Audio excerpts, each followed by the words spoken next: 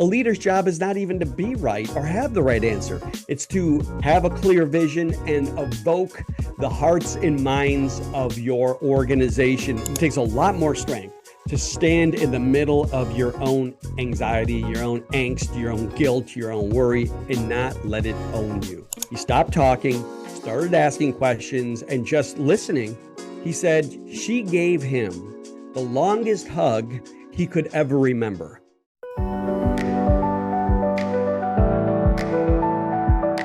Well, hello, Dr. Kevin Mays. It's so good to see you again. So I'm curious about this rapid time of change and, how people are, I think, really thirsty for leadership lessons. Not everyone's cut out to be a leader, but those that are put on that mantle and that responsibility. But like you say, they have to get that software built internally. Cognitively, they need to figure out, how do I lead best? How is my team or my company responding to my leadership? And I think you probably have support for that in your book. Absolutely. It's tough when we look at the world. If you look at the world through the media bite on TV, it would seem like it's a broken place. But my experience is there's such a generosity and a lightness of spirits in a community. My neighbors, we get along with each other just fine. We have a community downtown where we have a tree lighting ceremony and people come together, and it's it's not this kind of ingrained, entrenched perspective. That's all when we lift out of here and now and addict ourselves to this television or this whatever form we take in somebody else's voice.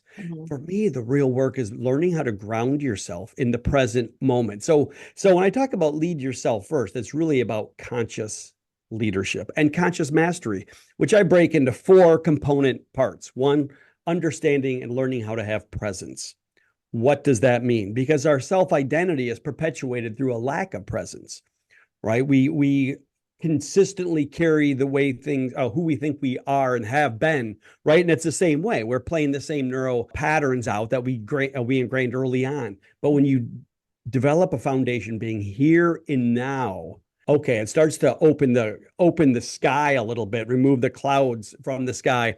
Then from that place, I have a foundation to develop awareness. Awareness of what? The patterns of thinking, feeling, behaving, and to be able to then actually move with a sense of intention, non-reactivity, purposeful, towards what end? And that's the final step, the vision. Who is it you want to become? And I bet when you look at the way we see people behaving in the national spotlight, if you really ask, is this the person? Is this the best version of yourself? I think it's a question most people don't ask. They're just playing out a broken pattern over and over and then convinced that they're right. And for me, the warning has been when I'm convinced I'm right, I know I'm on a slippery slope because the world does not adhere to my system of logic. The world is much, much bigger than that. It's much bigger than human logic. And when you can step into the unknown and not know, and I think you open the door to wisdom. And that's the real work for me. It's like leading is really a deeply spiritual path, and it's a path of wisdom. It's not a path of a bag of tricks to try to influence somebody. Yeah, influence is part of it, but more than anything, it's about being grounded and making good decisions that are good for you, good for everybody. The thing I love, the notion of karma. They talk about or altruism. I think of the Buddhist idea, like doing well for others. Well, the reason they say it's so important is because everything starts with your thinking. So if you are taking advantage of others, then you have that state of mind. You have a poverty state of mind. You have a taking advantage of state of mind. Guess what world you're going to live in? That same world. But if you're kind and generous and you continually develop that neurocircuitry and that belief pattern, that becomes the world you live in. It's profound when you understand the power in just realizing that we are innately biased and we don't see it, we don't know it. But if you can cultivate that objective observer within and start to look at yourself and see yourself truly objectively, the world, it might be a little different than the way you've constructed it. Yeah, that's very insightful. I think about the best leaders don't have the pressure of that they have the right answer every time. because over time they learn they'll probably identify the next right step while that right answer is coming together, right? If they need to pivot or they need more research or they need to benchmark some things, they still know the next right step. Well, and that's absolutely right. Just know what you need to do now. And really, as much as anything, I find leaders that are overly concerned about having the right answers and that they start to what? They start to focus on the metrics, next quarter's returns. They miss the human element, they miss the strategy, they miss the vision, and they become down in the weeds. A leader's job is not even to be right or have the right answer. It's to have a clear vision and evoke the hearts and minds of your organization moving that direction and to ignite the best in others. And imagine if you did that as a family member, as a leader in your family, instead of being right. And I worked with a guy who runs operations for his company. And it's funny, of all the issues he's dealing with in his company, his biggest issue is his teenage daughter. And she will push his buttons, and he becomes inflamed and he starts to yell and he becomes condemning. And but then when he steps outside of it, I think of it as caveman brain takes over. And then when it's all done, he feels regretful and remorseful that he behaved that way. It's brilliant when he stopped, when he had the self-awareness, when he saw himself starting to walk into this. And this is the work we did together to help him be able to notice. Number one, ask who's the person you want to be as a father, right? Have a target, have clarity of who you want to evolve to become. Without that, you'll just keep doing the same thing and justifying it. So it's great. He can be right and yell at his daughter, and he's alienating the relationship. So when he actually paused, learned to hit the pause button in that moment, when he became aware of the heightened emotion that was manifesting in his body, and paused, stopped reacting to that, and then in that moment of pause, just leaned in and started listening and asking and being curious. He told me after the first time he did that, it was amazing because he was in this contentious relationship with his teenage daughter for months. He said he did it the first time he did it. He stopped and recognized this is not the guy I want to be. He stopped talking, started asking questions, and just listening. He said she gave him the longest hug he could ever remember. I know, I put a tear in my eye. I'm like, oh my goodness. It's not about being right. It's not about having all the answers. It's about having the strength to not know. Because anybody can be strong and play that role. I grew up being stoic. Sure, big boys don't cry. Okay. It doesn't take strength to pretend like you don't have emotion. That's just a mask we attach ourselves to. It takes a lot more strength, is my experience. It takes a lot more strength to stand in the middle of your own anxiety, your own angst, your own guilt, your own worry, and not let it own you, not let it dictate you, just to be aware of it, observe it, let it arise, let it pass, and make a conscious, intentional decision about who you are in that moment. That's so important for leaders to know because storms will come and go. Market conditions will turn against you. Your cost of goods can go up. Competitors can open up down the street.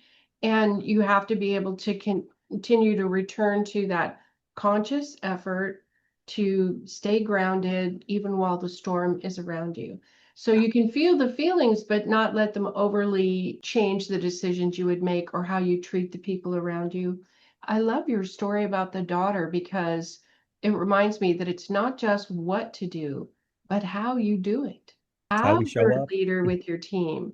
You want to Mm-hmm. share a little bit about people say, I've got the metrics, I got the benchmark, I know exactly what we should be doing, but I can't rally the team or they're not responding to me the way I think they should. It's so fantastic. And that's what I really unpack in the book is this exact thing. I've worked with so many founders of organizations who seem to consistently create the same issues for themselves.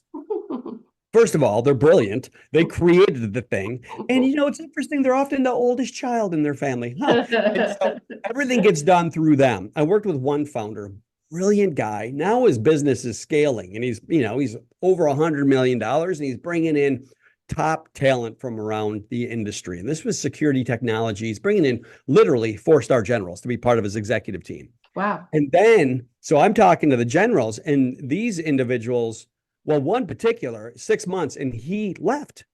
He Mm, said, "Why do you want me here? I've got this guy telling me everything exactly how to do it, when to do it. What did you bring me for? Hire a monkey to do that. If you want somebody to tell him what to do, you're way overpaying because I bring all this years of expertise, piloting a battleship. And now he told me this. He said, I've never felt so stupid as I do in this job. Well, mm, what doesn't that say something? Your job as a leader is to evoke the brilliance of people around you, not to be right mhm, and make them feel stupid. That's mhm, just playing out an old pattern that is not only your pattern that you adopted when you were 3 years old, but guess what? You got it from your parents, who got it from their parents, who got it from their parents.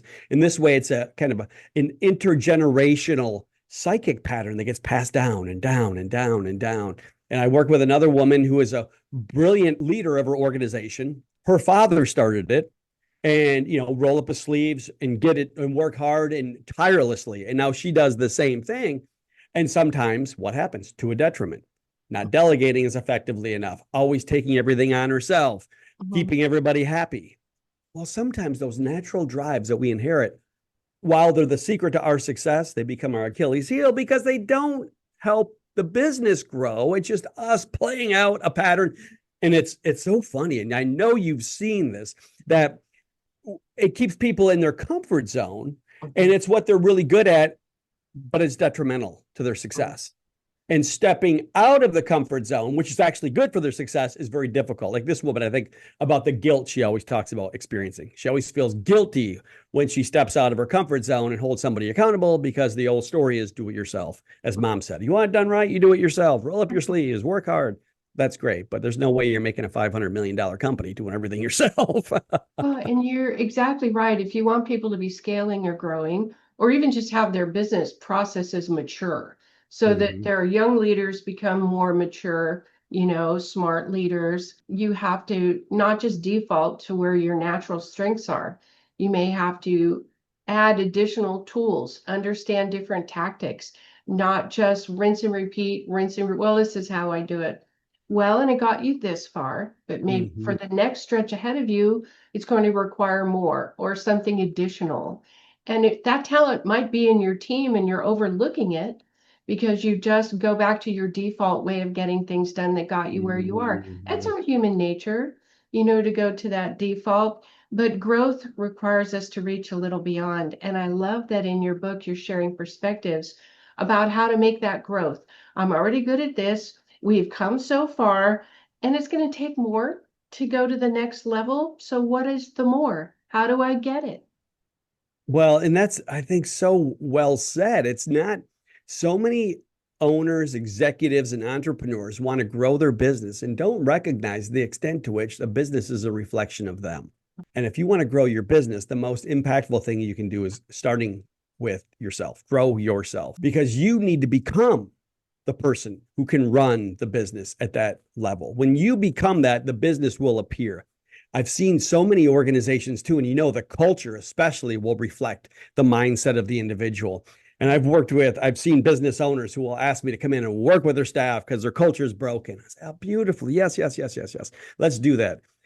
What about starting with you? Like, what about me? I'm fine. Oh, of course you are. Maybe we could just hear what the perspectives are that people have. And would you be open? I love it. I worked with one organization where we collected a lot of data for the founder, the CEO, who blatantly then just disregarded it and refused to look at it because it made them look at themselves. And man, that can be a hard one, because we know we're right. We know we're brilliant, but that's the slippery slope. Can you be bold enough, fierce enough to be open, to not know, to be wrong? It's hard though when you think about how these drives got ingrained, right? It was our survival needs at the time. This is how we survive in our family ecosystem. Ooh, be the responsible one, be the one who wins, be the one who's always right, be the one who's always pleasing. And it works for us. Survival is at stake in our little mind, but now we're playing out like it's still at stake. And it owns us. It's the 8-lane superhighways in our head that we drive on without even knowing we're driving on it. Okay, great. Now we know how to drive. What are you going to do when you go to England and have to drive on the other side of the road? You got to unlearn what you've learned and learn something new. When you think about, superb athletes, I know someone who's an expert pool player. And when he plays someone in pool, he runs the table, runs the table, runs the table. He's still refining his game.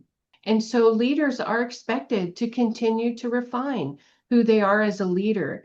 And I think as your book offers that perspective, that growth is still possible for you, expansion in your leadership skill set, the techniques you use, how you encourage your team to step up, all of that is still out in front of how you're going to scale your business. Hmm. And yeah, that Hmm. growth, lead yourself first, including you're going to have to grow in leadership if you want your company to grow. So share some thoughts with us about what you see in the future. We're in a time of big changes. We have an AI revolution. I don't know what else going on. And 500,000 people are laid off, and then we build brand new factories right next door. So there's a lot of froth right at the surface of our business environment.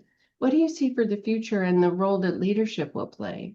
More essential than ever. And at a foundational level, it's about relationships. That's what leadership is. It's not telling people what to do. It's not command and control. That's one strategy within leadership, but that's not leadership. So being able to understand and not react to the fervor around, that is the absolute key. In fact, I worked with a bank back during the recession of 2006, 7, and 8, and we were teaching conscious leadership to the executives. And that one particular bank went from a mid-sized regional bank during the recession to the top 10 in the country. And I heard the CEO say it. He was like, hey, it's not just happenstance. It didn't happen by chance. It happened because we are learning to manage ourselves first, to manage and become masters of our own consciousness and our own identity, our own patterns of thinking and feeling and behaving and aligning with our potential.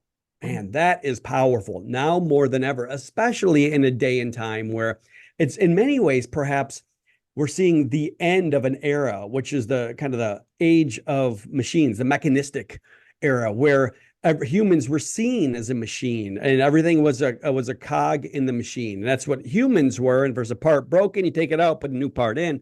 That was the central metaphor of the universe. And so we applied that to everything. The universe is a big machine.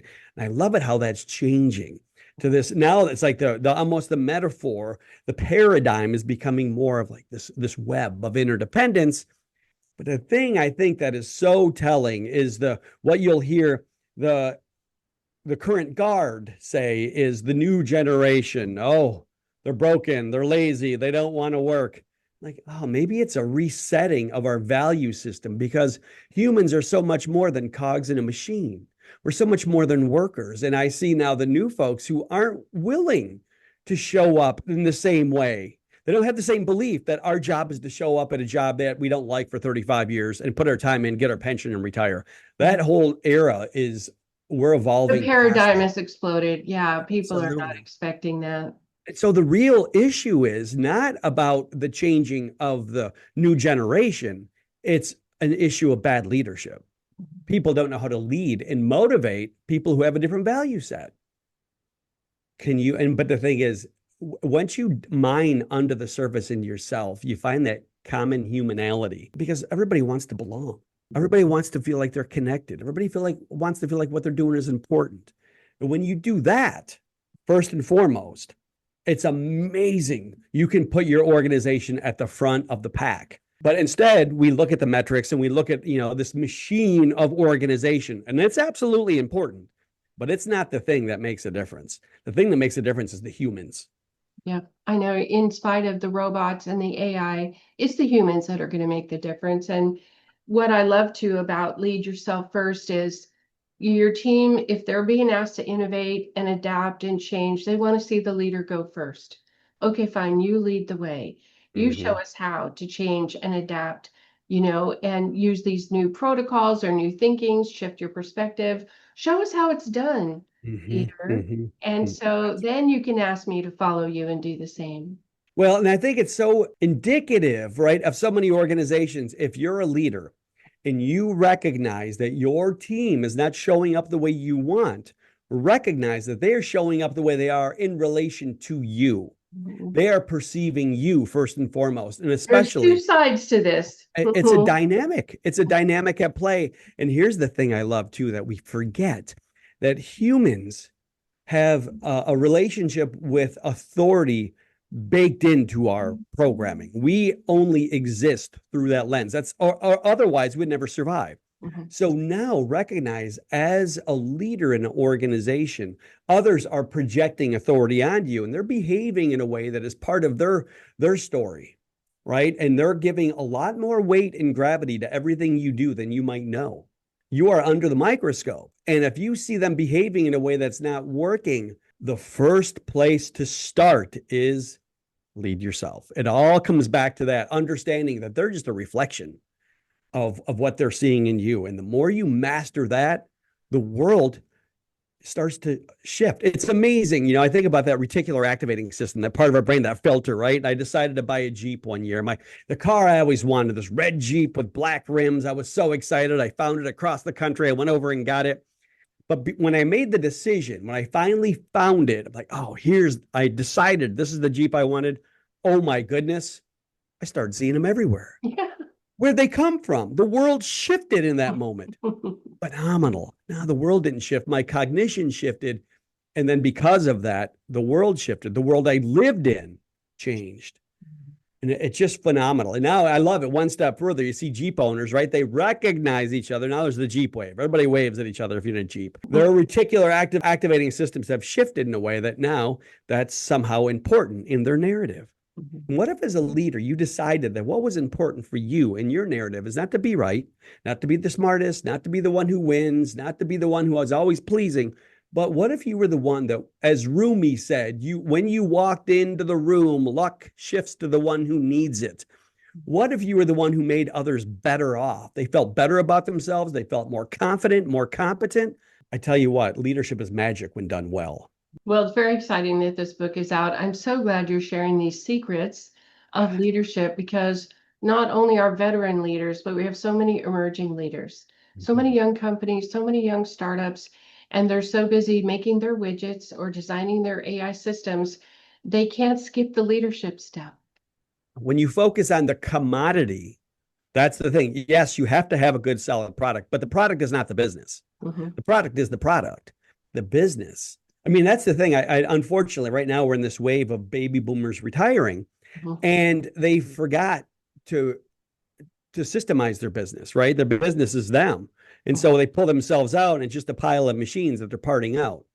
And they've missed it. They missed the opportunity to really help build a legacy in their community for their next generation, what have you. Instead, they're just selling all the machinery. There's a different way you have to approach it. And it can't be, I mean, this is the thing. I love it. I worked with financial institutions. What? They say we're a financial institution. No, you're not.